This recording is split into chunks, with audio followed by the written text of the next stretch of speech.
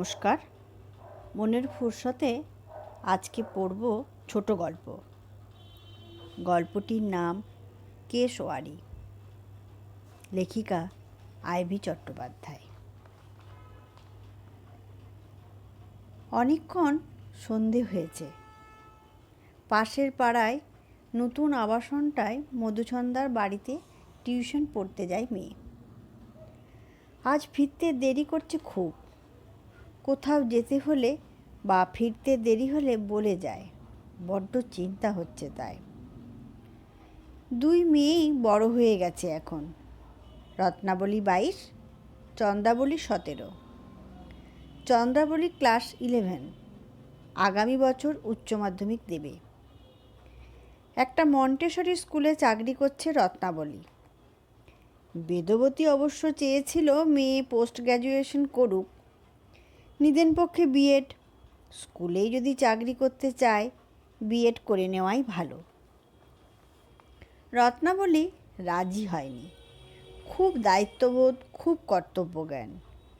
Tuition শুরু করেছিল তখন ক্লাস 10। কলেজে পড়ার সময় আর্থিক বাধা এসেছিল একটা, কলেজ ছাড়তে হয়েছিল। সেসব সামাল দিয়েছে এক হাতেই। তারপর আবার কলেজে নিজের পড়া, কম্পিউটার শেখার ক্লাস, বাড়ির কাছ থেকে বাইরের সব কাজে মায়ের সহায়। নিজের দিকে তাকাতে শেখেনি। যদিও বেদবতী এখন অনেকটাই সামলে উঠেছে। সংসার মোটামুটি চলেই যায় তার উপার্জনে, কিন্তু স্থিরতা তো নেই। রত্নাবলী রোজগারটা সংসারকে দাঁড় করিয়ে রেখেছে। বিশেষত ছোট বোনের পড়া চালিয়ে যেতে হবে এ ভাবনা। অভাবের কারণে মাঝপথে পড়া বন্ধ হওয়ার অভিজ্ঞতা আছে যে। দিদিকে দেখে দেখে চন্দ্রাবলীও যথেষ্ট দায়িত্বশীল হয়ে উঠেছে। সন্তান ভাগ্যে সত্যিই সুখী বেদবতী। দুই মেয়েই মা বলতে অজ্ঞান। হয়তো অদূর ভবিষ্যতে দুই মেয়েকে নিয়ে মাথা উঁচু করে বাঁচার মতো স্বচ্ছন্দ একটা জীবন পাবে বেদবতীও। অথচ অন্যরকমও হতে পারত। কম অভিজ্ঞতা তো হয়নি ওদের। বোধ হবার বয়স থেকেই ওরা অভাব চিনেছে, সব রকম অভাব। নির্মল একটা বালিকা জীবন, শান্ত সুস্থির একটা পারিবারিক পরিবেশ পায়নি ওরা। অন্যরকম হতেই পারত। রত্নাবলী এসেছে তখন বেদবতী 19। 18 বছরে বিয়ে, 19-এ মাতৃত্ব। তখনও ঠিক কিছুই বুঝে ওঠেনি। বাপের বাড়ির সঙ্গে যোগাযোগ ছিল না, বুঝিয়ে দেবার মতো কেউ ছিল না। তাছাড়া নক্ষত্রের কাছাকাছি এসে চোখ আর মন দুয়েই ধাঁধা লেগে আছে। নক্ষত্রের আলোটা যে মিথ্যে আলোর ঝলকানি, তা বোঝার মতো পরিপক্ক বুদ্ধি ছিল না। বুদ্ধি থাকলে কি আর ক্লাস 9 থেকে দুর্বুদ্ধির দিকে মন যায়? অবশ্য অল্প বয়সে দর্শনধারীর প্রতি আলগা মোহ এমনিই তৈরি হয়। সুদর্শন, কথাবার্তায় কুশলী, সুন্দর গানের গলা, 2-4টে ছায়াছবিতে অতিথি শিল্পীর অভিনয় হয়ে গেছে, নিজেও সিনেমার জন্য স্ক্রিপ্ট লেখে, কবিতা তো লেখেই। সেসব কবিতা প্রকাশ হয় নামী পত্রিকায়। এক কথায় তখনই যথেষ্ট সেলিব্রিটি পদ্মনাভ বাগচি। ঠাকুমা বাবাকে বলেছিলেন, বামুন তো, তাহলে আর এত আপত্তি কেন? বিয়ে যখন করেই ফেলেছে, মেয়েটাকে ঘরে ডেকে নে। আরও 3টে মেয়ে আছে, তাদের বিয়ে দিতে হবে। ছেলের জন্য তো বউ আনতে হবে পরের ঘর থেকে। কেচ্ছা বাড়াস না। কেচ্ছা, স্ক্যান্ডেল। 18 বছর বয়স থেকে এই একটা শব্দ সঙ্গী হয়েছে বেদবতী। পদ্মনাভর বাড়ি থেকে স্পষ্ট বলে দিয়েছিল কোনো কেচ্ছার দায় নেবে না। শাশুড়িমা লুকিয়ে দেখা করতে আসতেন। মা যে কুপুত্র যদি বা হয়। কুপুত্র অবশ্য কেউ বলেনি। সৃষ্টিশীল মানুষের এসব খামখেয়ালি যাপন থাকেই। তা বলে বিয়ে করে আটকা পড়ে না কেউ। আর বিয়ে যদি করলো, সমমানের একটা মেয়ে ছিল না, স্কুলে পড়া একটা খুকি, কি বুঝবে ও অমন গগনস্পর্শী প্রতিভা সম্পর্কে? কিভাবে এগিয়ে দেবে নতুন নতুন সৃষ্টির দিকে? তারপর দেখো, বছর না ঘুরতে একটা মেয়ে এসে পড়েছে, কাঁথা, কম্বল, দুধের বোতল, যত অনার সৃষ্টি। বন্ধুরা আলোচনা করত। একটাই বড় ঘর, আর পাশে একটা 6x5 রান্নাঘর। নিপুণ হাতে, না তেমন নিপুণ নয়, কিন্তু ভালোবাসার পরিপাটি হাতে সেই ঘর সাজিয়েছিল বেদবতী। হালকা নীল পর্দা, দেওয়াল জোড়া জানলায়, জানালার কোণ ঘেঁষে পদ্মনবর লেখার টেবিল, ছবি আঁকার সরঞ্জাম, আরেক কোণে প্রমাণ মাপের বিষ্ণুপুরী মাটির ঘোড়া, ঘোড়ার পাশে একটা এরিকা পামের সবুজ গাছ। দরজার ঠিক বাইরে কাঠ আর কাপড় দিয়ে নয়নাভিরাম জুতো রাখার জায়গা তৈরি করেছিল বেদবতী। দরজার নিজের হাতে তৈরি লেসের পর্দা, পাশে পেতলের ছোট ঘোড়াটা বসিয়ে বেশ একটা এথেনিক লুকও এনে ফেলেছিল। ঘরের আধখানা জুড়ে খাট, খাটের উপর বেদবতী নিজের হাতের তৈরি করা সুতোর চাদর, সেই চাদরের ওপর আড্ডা। বন্ধুরা কেউ না কেউ আসতই রোজ। রান্নাঘরের মেঝে মাদুর পেতে শিশুকন্যাকে শুইয়ে রেখে চা জলখাবার তৈরি করত বেদবতী, আর বন্ধুদের আক্ষেপের কথা শুনত। কেউ কেউ অবশ্য বেদবতীর বন্ধুও হয়ে উঠেছিল। তারা বলতো, এইটুকু মেয়ে এত কাজ শিখল কখন? এত রান্নাবান্না, সেলাই ফোড়াই।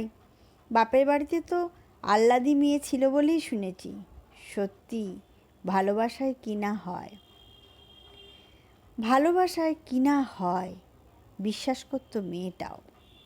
এমন একজন গুণী মানুষ, খবরের কাগজে যার ছবি থাকে, সমাজে তাবড় তাবড় মানুষ যাকে চেনে, দুটো কথা বলতে পারলে ধন্য হয়ে যায়, সেই মানুষটা বেদবতীর একান্ত নিজের স্বামী। যখন তখন ওই মানুষটাকে নিজের মতো করে পেতে পারে, পুলকিত হয়, শিহরিত। কি ভালো যে বাঁচতে পারে মানুষটা! কেমন করে ভালোবাসতে পারলে আরেকজন মানুষ সারা পৃথিবীর দরজা বাইরে রেখে এক কথায় চলে আসতে পারে, বাইরের লোক বুঝবে কেমন করে? সময় অসময়, দিন রাত, সকাল দুপুর কিছু নেই। বেদবতীকে বুকে জড়িয়ে বিছানায় ঝাঁপিয়ে পড়ে মানুষটা। আদর, সোহাগ, ভালোবাসা, এমন লজ্জা করে এক এক সময়। আগ্রাসী সে আলিঙ্গন ব্যথা দেয় শরীরে, মন জুড়ে শুধুই পুলক। পাশের ঘরে থাকতো মল্লিকা, স্কুলে পড়াতো। ওর স্কুলে ছোট্ট রত্নাবলীকে ভর্তি করে নিয়েছিল, কিন্তু সে তো অনেক পরের কথা। বেদবতী সারা শরীরে ফুটে ওঠা ভালোবাসার চিহ্ন নিয়ে মল্লিকাই প্রশ্ন তুলেছিল প্রথম। এ কেমন ভালোবাসা? তুমি কিছু বলো না কেন? কি বলবে? স্বামী সোহাগিনী বধূ কি বলতে পারে? এমন হওয়াই তো নিয়ম। না, এরকম হয় না। স্ত্রী হিসাবে তোমারও কিছু অধিকার আছে। এমন আঁচড় কামড় এ তো জন্তুদের জগতেও হয় না। তুমি কেন কাউকে কিছু বলছো না? কাকে বলবে? মা ছিল না মেয়েটার। বাবা অবাধ্য মেয়ের দিক থেকে মুখ ফিরিয়ে নিয়েছিলেন। বুকের অসুখে শাশুড়ি মাও অসময়ে মায়া কাটিয়ে চলে গেছেন। কার সঙ্গে আলোচনা করবে? পদ্মনবর কাছে নিজের আঁকা ছবি দেখিয়ে নিতে আসতো পৃথা। একদিন দেখে ফেলেছিল, চমকে উঠেছিল। এ কি বেদবতী, কি করে হয়েছে এমন? পৃথাকে বলেছিল বেদবতী খুব সংকোচে, ভয়ে ভয়ে। পৃথা বলেছিল শুক্তিকে, শুক্তি সোমদত্তাকে।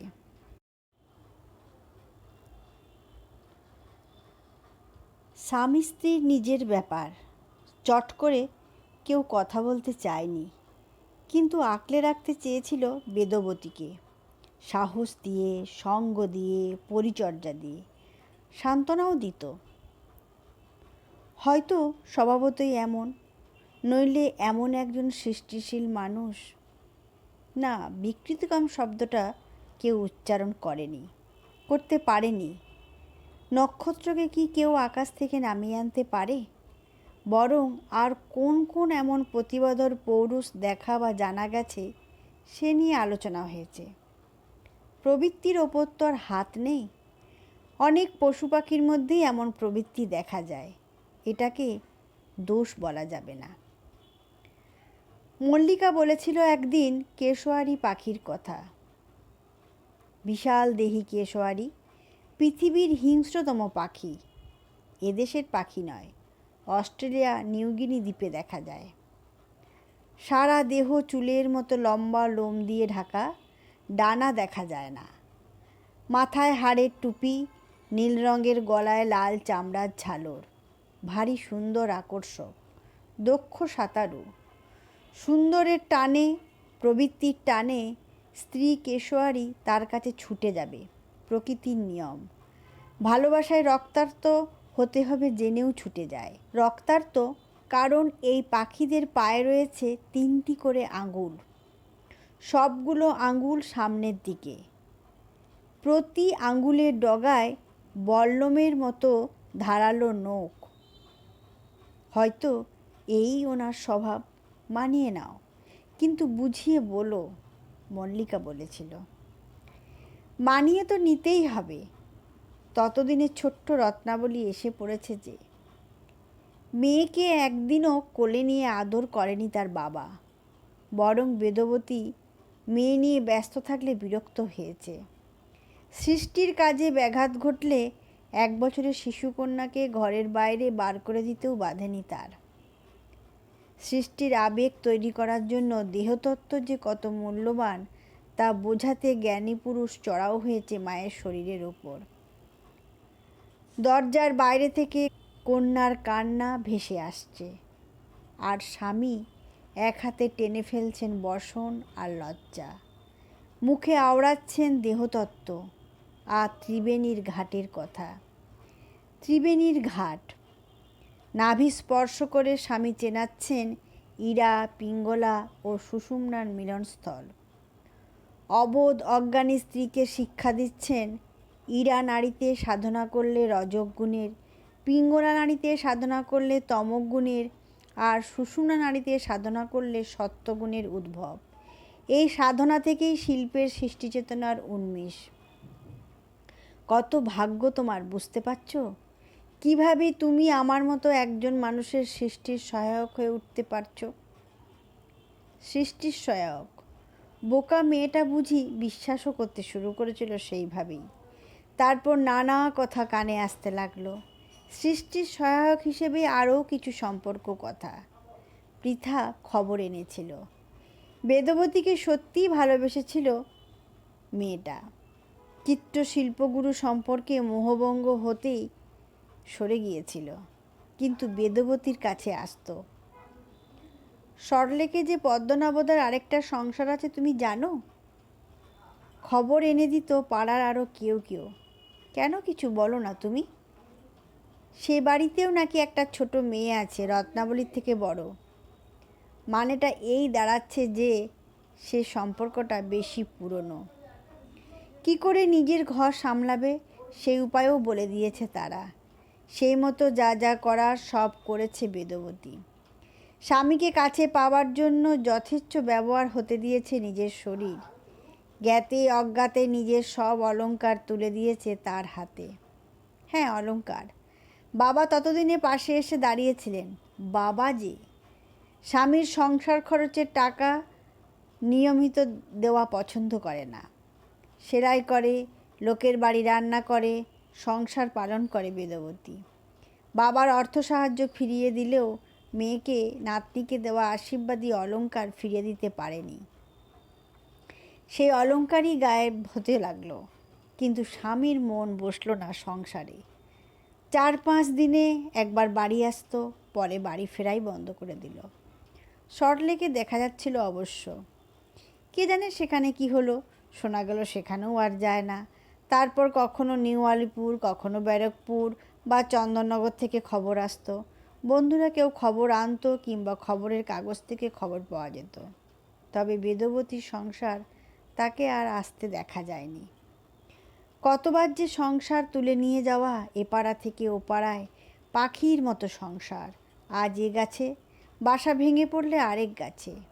সুরূপা তরুণী মা আর সুন্দর দুটি ফুটফুটে মেয়ে। মাথার ওপর কোনো অভিভাবকের ছায়া নেই। কখনো বাড়ি ছাড়তে বাধ্য করলো, কখনো অতি আগ্রহী পাড়ার লোক। বাবা নিয়ে যেতে চেয়েছিলেন, কিন্তু বাবা ছাড়াও তো বাড়িতে অন্য সবাই আছে। বোনেদের সুপাত্রে বিয়ে হয়ে গেছে। কুলোত্যাগিনী অভাবী দিদির সঙ্গে সম্পর্ক রাখেনি কেউ। ভাই এখন সংসারের প্রতাপশালী কর্তা, সঙ্গে আছে তার স্ত্রী। ঘাড়ের উপর এসে পড়া 3 জন উটকো লোকের দায় আজকাল কেউ নেয় না। আর কোন মুখেই বা ফিরে যাবে বেদবতী? তবে বাবা আসতেন, যতটা সম্ভব সাহায্য করতেন। পাকাপাকিভাবে বেদবতী বাগচি কীভাবে আবার বেদবতী ঘোষাল হয়ে ওঠে, বাবাই দায়িত্ব নিয়ে তা করেছেন। আর এখন তো 2 মেয়েই বড় হয়েছে, মায়ের সহায় হয়েছে, বেশ মানিয়ে গুছিয়ে নিয়েছে বেদবতীর সংসার। আর আজ এত বছর পর আবার সেই মানুষটার ছায়া। বাড়ি ফিরে চন্দ্রাবলী চুপচাপ ভেতরের ঘরে চলে গেছিল। কিরে, কিছু বলছিস না কেন, এত দেরি হলো? মায়ের প্রশ্নটা শুনতেই পেল না। রত্নাবলী সকালের কাগজের বাসি খবর পড়ছে। এ বাড়িতে খবরের কাগজ আসে না। বিকেলে পাশের বাড়ি শিপ্রা মাসির কাছ থেকে কাগজটা চেয়ে নেয় রত্নাবলী। পাশের স্কুলের খাতা। খবর পড়া শেষ করে খাতা দেখবে। দিদির কাজ ঘেঁষে বসে পড়ল চন্দ্রাবলী। কী রে, এত দেরি করলি? দিদি, আজ বাবার সঙ্গে দেখা হলো। রত্নাবলী চমকে উঠল, ত্রস্ত চোখে দরজার দিকে তাকিয়ে ফেলল। তুই চিনলি কী করে? তোকেই বা চিনল কী করে? কেন, কাগজে ছবি দেখেছি তো, আমি দেখেই চিনতে পেরেছি, কিন্তু বাবা যে আমাকে চিনতে পারবে তা ভাবিনি। কোথায় দেখলি? কি বলল বাবা? তাড়াতাড়ি বল বোন, আমি আর ধৈর্য রাখতে পারছি না। মধুচন্দ্রার মায়ের সঙ্গে গেছিলাম। ওই পেছনের রাস্তায় একটা বুটিক খুলেছে আজ, সেটা উদ্বোধন করতে এসেছিল পর্ণা বাসু। ওই যে মেগা সিরিয়ালের মেয়েটারে দিদি, সঙ্গে বাবা ছিল, আরও অনেকে ছিল, খবরের কাগজ, মিডিয়া। তারপর অত লোকের ভিড়ে বাবা তোর সঙ্গে কথা বলল, চিনল কী করে? জানি না, আমি তো চলে আসছিলাম, বাবা বুটিকের বাইরে দাঁড়িয়ে কার সঙ্গে কথা বলছিল, আমাকে দেখে দাঁড়াতে বলল। তারপর জিজ্ঞাসা করলো, তুমি বেদবতীর মেয়ে? মা বলেছে বাবা তোকে দেখেইনি, তোর জন্মের আগেই বাবা।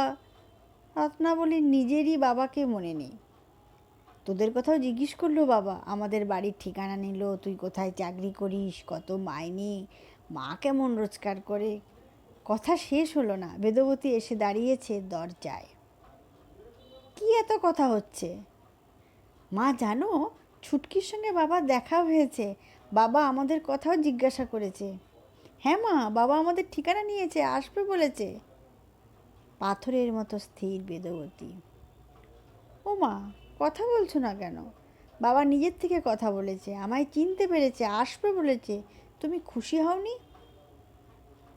এবার আমাদেরও লোকে মাননি করবে, দেখো মা, তুমিও কত কত কাজ পাবে। বাবাকে তো সবাই চেনে না মা। কেশোয়ারি পাখি শূন্যে লাফিয়ে উঠে ধারালো নখ দিয়ে প্রতিপক্ষকে আক্রমণ করে।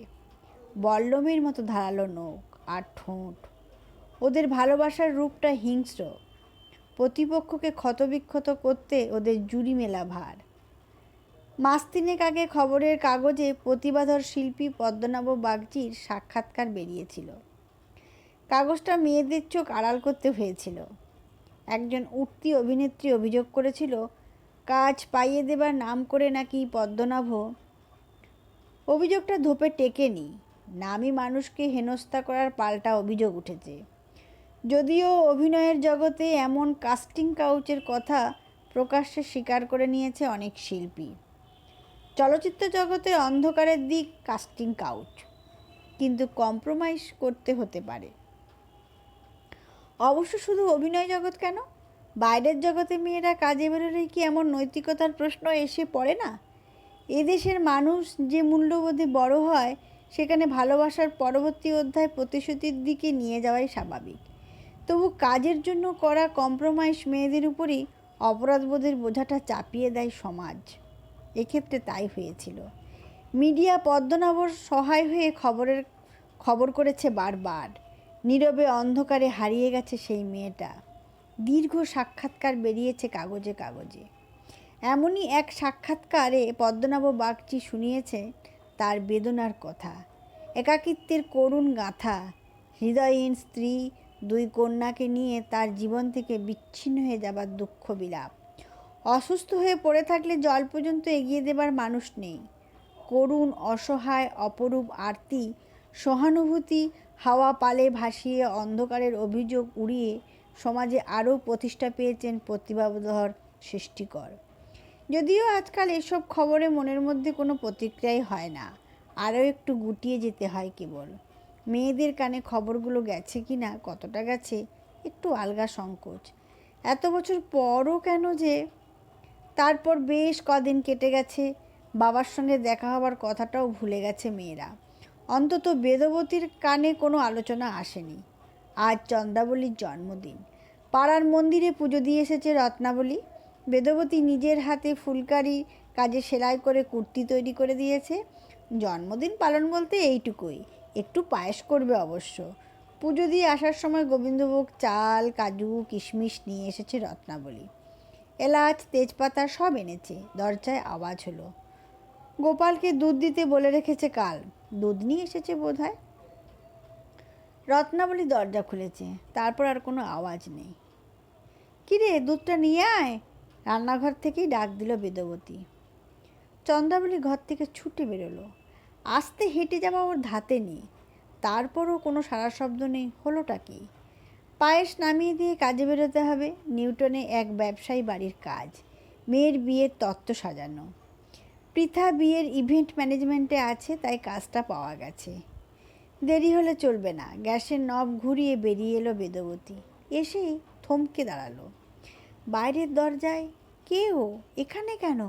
মাথাটা ঘুরে উঠল। মা, দেখো কে এসেছে। এসো বাবা। 2 মেয়ের উজ্জ্বল মুখ, হাসি হাসি, আলো আলো।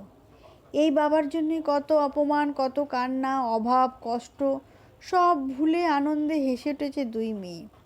রাজকীয় ভঙ্গিমায় বাবা ঘরে ঢুকে এলো। বেদবতীর দিকে চোখ তুলেও তাকায়নি। মেয়েরা ব্যস্ত হয়ে পড়ল। বাবাকে কোথায় বসাবে, কি খাওয়াবে। মা যেন কেন একটাও কথা বলছে না, চুপ করে রান্নাঘরে ঢুকে গেল। এতদিন পর বাবা এসেছে, মা এরকম করলে বাবার ভালো লাগবে? মা, তুমি বাবার সঙ্গে কথা বললে না কেন? বাবা নিজে থেকে ফিরে এসেছে আর তুমি এমন ব্যবহার করছো? রত্নাবলী রান্নাঘরে ঢুকে এলো। এলাচ দিয়ে সুগন্ধি চা তৈরি করেছিল বেদবতী। মানুষটার কিছু কিছু অভ্যেস ছিল। আমাকে নিয়ে ভাবতে হবে না, চা করে দিলাম, দিয়ে আয়। নতুন কাজটা আর পাওয়া হলো না। মেয়েদের ওই লোকটার কাছে একলা রেখে কিছুতেই বেরোতে পারবে না। কেন এসেছি ও? কী চায়? যেভাবে শরীর ছেড়ে দিয়ে এলিয়ে বসেছে, চট করে উঠবে বলেও মনে হচ্ছে না। ও কি এখানে থাকতে এসেছে? কেন দরকার পড়লো অতীতকে তুলে আনার? আবার কোনো স্ক্যান্ডেলে জড়িয়েছে? ঢাল হিসেবে ব্যবহার করবে পুরনো সম্পর্ককে? নাকি মা মেয়ে রোজগার করছে সেই খবরে এত উৎসাহ? বাবাকে একবার ফোন করতে পারলে ভালো হতো, কিংবা পৃথাকে। সুযোগ পেলে তো সুগন্ধি চা, তারপর মোহন হালুয়া, মিঠে পান, জর্দা, আবার চা, ধোয়া ওঠা কফি। বাবাকে যে কী দিয়ে আপ্যায়ন করবে 2 মেয়ে। মুখের কথা খুঁজতে যেটুকু দেরি, একদিনে অর্ধেক মাসের খরচার টাকা শেষ। তুমি খুব খারাপ মা, আজও তুমি হিসেব করছো। রত্নাবলী খুব অবাক হয়েছে। এখন বুঝতে পারছি এই জন্যই বাবা চলে গেছিল। বাবাকে বোঝোইনি তুমি। চন্দ্রাবলী বলে উঠেছে। মেয়েদের আবেগটা চিনতে পারছে বেদবতী, কিন্তু অবাক হয়েছে। মেয়েদের জন্য উজাড় করে দেওয়া মনটা আজ বড্ড এলোমেলো। আজন্ম মায়ের সঙ্গে সব কষ্ট ভাগ করেছে মেয়েরা। মায়ের অপমান, মায়ের কষ্ট, সমাজে একলা একটা যুবতী মেয়ের বেঁচে থাকার অভিজ্ঞতার সাক্ষী ওরা দুজনেই। বেদবতী নিজে মুখে নাই বলুক, এই মানুষটাকে নিয়ে কোনো কথা কানে যায়নি তা তো নয়, তবু কেন আজ? অবশ্য নিজের কাছেও অচেনা হয়েছে বেদবতী। কেন আনন্দ হচ্ছে না? আজ তো জয়ের দিন।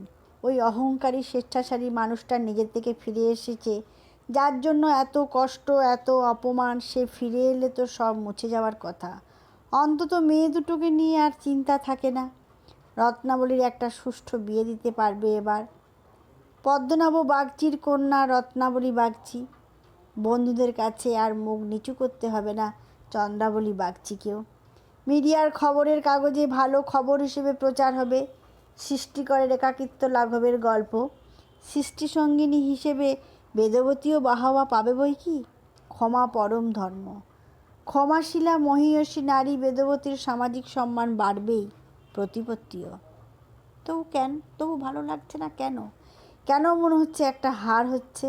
এতদিনের লড়াই, কৃচ্ছ সাধন, বাবাকে পেয়ে সব ভুলে গেল দুই মেয়ে। এতখানি অভাববোধ ছিল ওদের।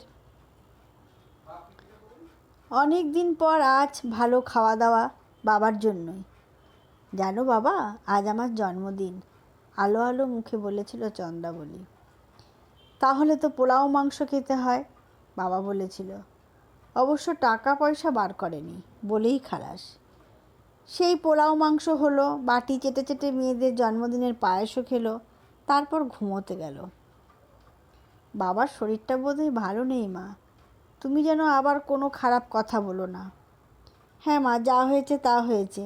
এখন তো বাবা আমাদের কাছেই ফিরে এসেছে। মেয়েরা বাবাকে খুব যত্ন করবে, ভালোবেসে জড়িয়ে রাখবে। ফিরে আসা মানুষটা যেন নিজেকে অযাচিত অনাদৃত মনে না হয়। বিশেষত মায়ের ব্যবহারটা এমন কাটখাট আড়ষ্ট। চাকরি, পড়াশোনা, যে কাজেই যাক, তড়িঘড়ি বাড়ি ফিরে বাবার কাছে বসবে দুই মেয়ে। বাবার নানা অভিজ্ঞতার গল্প, প্রতিভাধর বাবার জীবনে নানা চমকপ্রদ ঘটনাবলী, রাষ্ট্রপতির হাত থেকে পুরস্কার নেবার গল্প, জাতীয় সম্মান। মেয়েরা গর্বিত, আনন্দিত। না চাইতেও ক্ষীণ হাসিটা মুখে ফুটে ওঠে বেদবতীর। ওই লোকটা যে কত বড় একজন বাচিক শিল্পী, মহাবিষ্ট করা, সম্মোহিত করাও এক একজন মানুষের বিশেষ গুণ। কিন্তু মেয়েরা কি এখন আর মায়ের কথা শুনবে? বাবাকে পেয়ে 7 রাজার ধন পেয়েছে, বয়স হয়েছে, লোকটারও বোধ হয় আর কোথাও যাবার জায়গা নেই। খবরের কাগজের ইন্টারভিউতে তো তাই বলেছিল লোকটা। অসুস্থ, অসহায়, কপর্দক শূন্য, তাই বুঝি ফিরে এসেছে ডানা গুটিয়ে বসার ইচ্ছে নিয়ে ছোট্ট বাসায়। দুর্বল হয়নি মন, তবে নির্লিপ্ত এসেছে একরকম। এসেছে যখন থাকুক, লোকটাও বেশ মানিয়ে আছে। মেয়েরা বেরিয়ে গেলে মাঝে মাঝে ডাক দেয় আগের মতো, একটু সংসারী ভাব এসেছে বোধ হয়। খবর পেয়ে বাবা একটু চিন্তায় আছে অবশ্য। বাবা আর লোকটাকে বিশ্বাস করে না। ঠিক 7 দিনের মাথায় লোকটা চলে গেল। রোজকারের মতো সকালে উঠে স্নান সেরে রান্নাঘরে ঢুকেছিল বেদবতী। রত্নাবলী স্কুলে বেরোনোর তোড়জোড় করছিল। দাও মা, বাবাকে আমি চা দিয়ে আসি। চা নিয়ে ঘরে ঢুকেই জোরে ডেকে উঠল, বাবা কোথায়? নেই এখন। দেখ তো ছুটকি, রাস্তায় হাঁটতে বেরিয়েছে নাকি? ছুটে বেরোলো চন্দ্রাবলীও। না, কোথাও নেই বাবা। তোমার জন্যেই চলে গেল বাবা। তুমিই খারাপ ব্যবহার করে বাবাকে। কথা শেষ না করে কেঁদে ফেলল মেয়ে। ঘরে ফেরার লোকটাকে একটু যত্ন করনি তুমি, একটু মিষ্টি কথা বলনি। তোমার মধ্যেই গলদ আছে মা, তোমারই দোষ, আমাদের বাবা। রাগ করে উঠে গেল আরেক মেয়ে। হ্যাঁ রে হ্যাঁ, আমারই দোষ। আমার ওপর যে অন্যায় হয়েছে, আমায় অকুলে ভাসিয়ে সংসার ছেড়ে চলে গেছে। একা একা তোদের 2 মেয়েকে নিয়ে কীভাবে এত বছর ধরে সব করে এলাম, সব ভুলে গিয়ে আমার অতিথি সৎকার করা উচিত ছিল, করিনি। এই তো আমার দোষ। জোরে জোরে বলতে গিয়েও কেন যে গলাটা ভেঙে এলো বেদবতী কে জানে। চোখ থেকে নেমে এলো জলের ধারা। মন যে কি অদ্ভুত, চোখের জল বাঁধা মানে না আর। কেবলই মনে হয় সে এসে চলে গেল, ফিরে এসেও চলে গেল। তার হঠাৎ ফিরে আসা, একসঙ্গে কাটানো কয়েকটা দিন স্বপ্নের মতো ভেসে বেড়াতে লাগলো বেদবতীর সমস্ত অস্তিত্ব জুড়ে। মেয়েরা রাগ করে কথা বন্ধ করলো কদিন। যে চেয়ারটায় বসে বাবা গল্প করত, রোজ ধুলো ঝেড়ে দিত। বাবা যে বিছানায় শুয়ে থাকতো সেখানে গিয়ে চুপ করে বসে থাকতো। মায়ের বিরুদ্ধে একটা নালিশ জমে উঠেছে ওদের। ওদের মধ্যেও মন খুলে কথা বলছে না। সব দেখেও চুপ করে নিজের মধ্যে একটা ঘোরের মধ্যে থাকতে লাগলো বেদবতী। রত্নাবলী খেয়াল করলো একদিন মাস তিনেক কেটে গেছে তখন। তোমার কি হয়েছে মা? তুমি এমন উদাস, নিস্তেজ, দুঃখী, কি হয়েছে তোমার? কিছু হয়নি আমার। না, আমিও খেয়াল করছি তোমার কিছু একটা হয়েছে। তুমি কি বাবার কথা ভেবে? কথা শেষ না করে চুপ করে গেল চন্দ্রাবলী। মায়ের কাছে বাবাকে নিয়ে কোনো কথা বলবে না, এই মায়ের জন্যই বাবা। বেদবতী চুপ করে রইল। বাবা যে শুধু শুধুই চলে যায়নি।